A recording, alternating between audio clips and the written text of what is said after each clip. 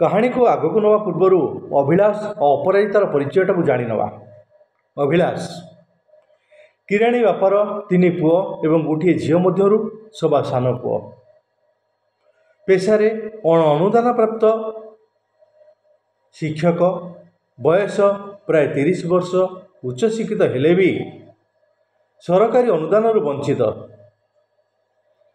घर को घर साइकल बुली ट्यूशन करवा हेउची ताहार बेउसा। सेतुरु जहा किछि रोजगार हुए ताहा ही हेउची तार संबल। सरल भाषा रे कहियाकु गले अभिलाष हेउची एक उच्च शिक्षित बेकार पिला।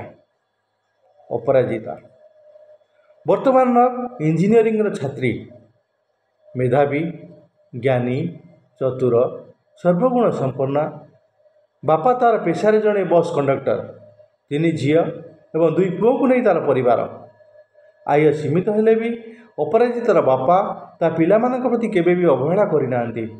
तांकर समस्त पिला प्रायतः उच्च शिक्षित। अपराजिता तांकर सान झील अलिएली एवं गेल बसर। तेणु देखिया गले उभय परिवार होउछन्ति मध्यमित परिवार एवं खुशी रे चलुथिबा परिवार।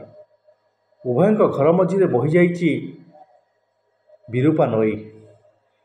से नई पारि होई अभिलाष सबुदिन आसे तार से बेसरकारी अनुष्ठान को, जेउठू से 1 टंकार दरमा पाएनि सिना, किंतु दायित्वर बोझ तले नदी होई पिलामानंकर भविष्यत गढ़िया पाई चली आसे तार से अनामधेय अनुष्ठान को।